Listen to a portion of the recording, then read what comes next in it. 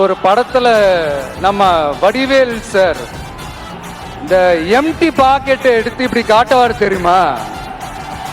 அந்த மாதிரிதான் ஒவ்வொரு வாக்குறுதியும் படிச்சுட்டு அந்த எம்டி பாக்கெட்டை இப்படி நம்ம காட்ட வேண்டியதுதான்.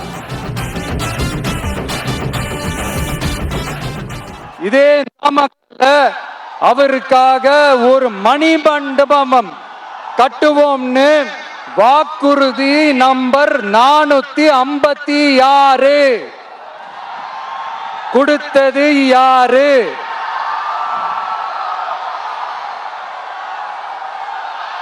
சொன்னாங்களே, செஞ்சாங்களா?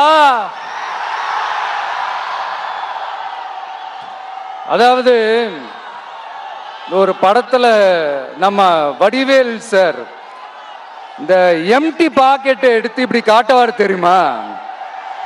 அந்த மாதிரிதான் ஒவ்வொரு வாக்குறுதியும் படிச்சுட்டு அந்த எம்டி பாக்கெட்டை இப்படி நம்ம காட்ட வேண்டியதுதான்.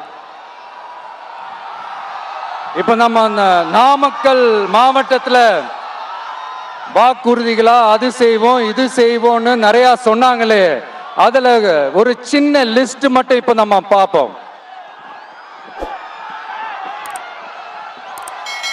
ஒவ்வொரு ஒன்றியத்திலும் தானிய சேமிப்பு கிடங்குகள் அமைக்கப்படும். இவை உலர் களங்களுடன் கூடிய கொள்முதல் நிலையங்களுடன் இணைக்கப்படும். வாக்குறுதி நம்பர் 50.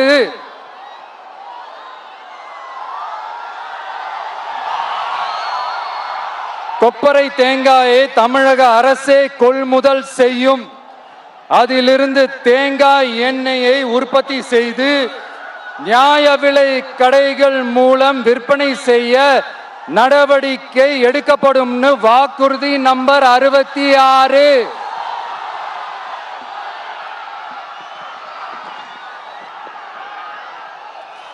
நியாய விலை கடைகளில் நாட்டு சர்க்கரை, வெல்லம் ஆகியவற்றை விநியோகம் செய்ய நடவடிக்கை எடுக்கப்படும். வாக்குறுதி நம்பர் 68.